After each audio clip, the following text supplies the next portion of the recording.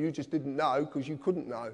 Your parents didn't know and their parents before them didn't know because it's been hidden from you.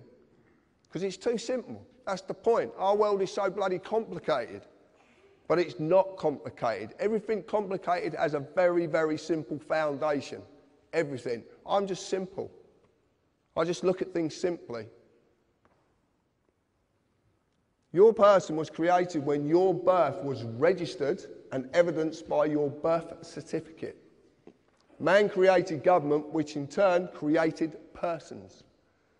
Your person is not you. It is a legal fiction which you are falsely identifying with because you've been deceived. Massively.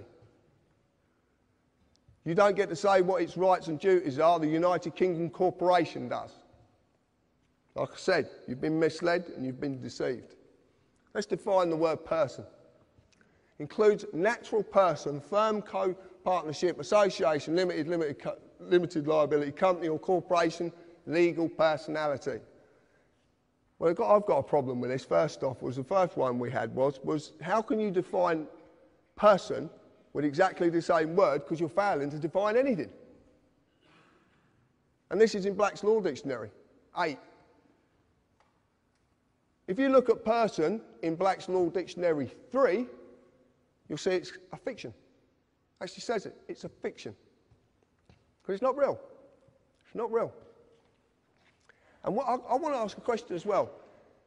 Why would you need 8 revisions of one dictionary of law? For what possible reason? Why would the words change? But why would they change? A word means something and it never changes. So if it's being changed for a reason.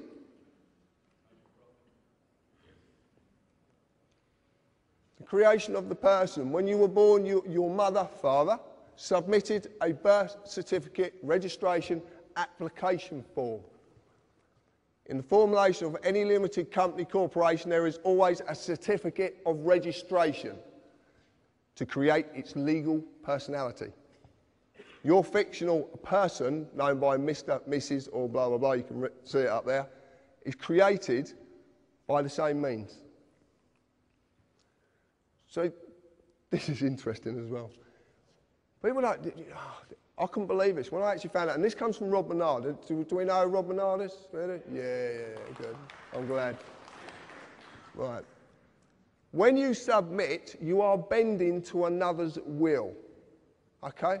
So you're bending, you're agreeing to bend to their will. When you register, you are handing over title ownership of whatever you're registering to whoever you are registering it to. You actually physically hand this over. And in doing this, you acknowledge the transferring of that authority. When you apply, it actually means you're begging. And when you beg, it's assumed you know what you're begging for and you know what you're going to give up. That's what this means. Most of the time, you actually volunteer an application. You actually volunteer. You're not made to do it. Did I make you get a credit card? But you submit an application. Everything in this, the whole world is created, it runs on submitting applications for this, submitting applications for that. I'm waiting for health and safety to say I can't put a pencil behind me because I'll get a splinter. But it's going to come, and you know it's coming. You know. That's why you're laughing.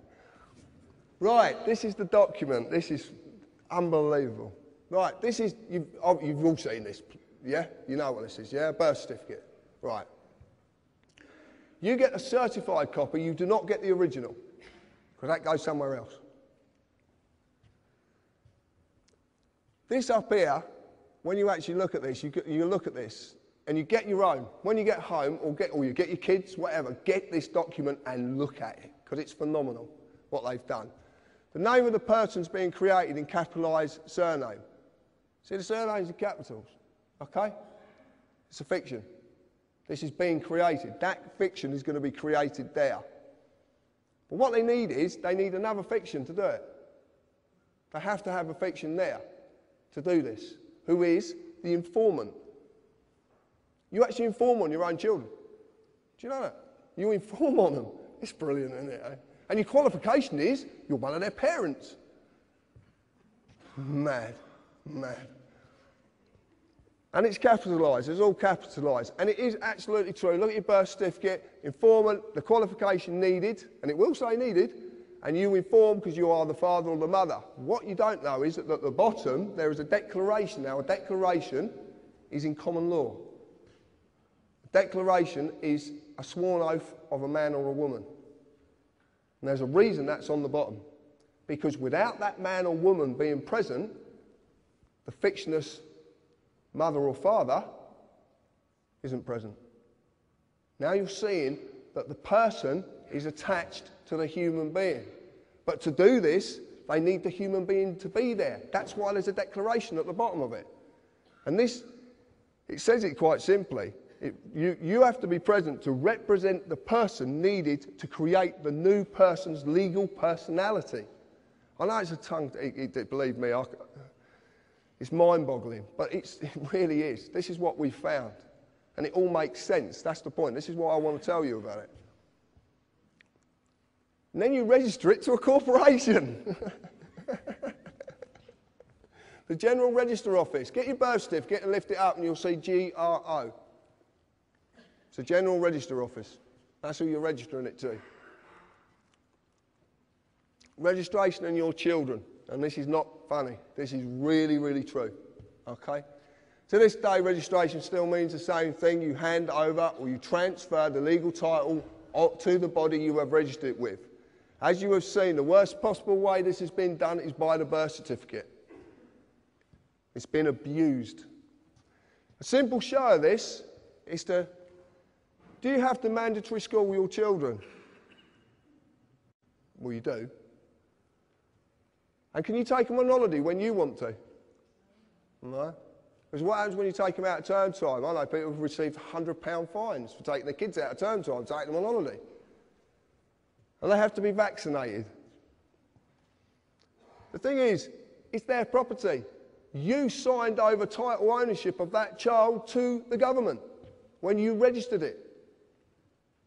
You've got no claim to your children whatsoever. You just don't know it because you've been duped. If you want proof of it, the social services.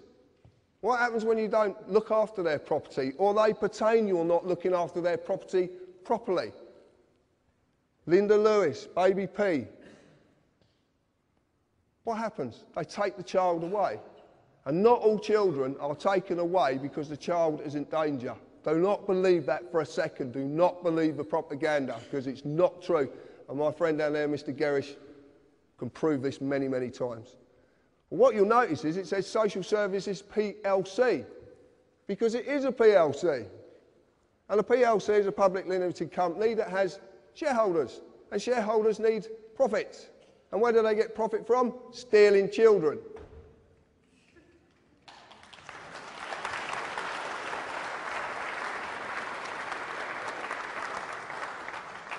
I couldn't believe this when I found it. I was stunned. Brian's been telling me this for 18 months. And I couldn't believe it because I couldn't see any facts, and I only deal with facts. I deal with black and white, right or wrong. There's no in-betweens. Something's right or it's wrong. And this is fact, and it makes sense. I want to prove it as well. Consider this.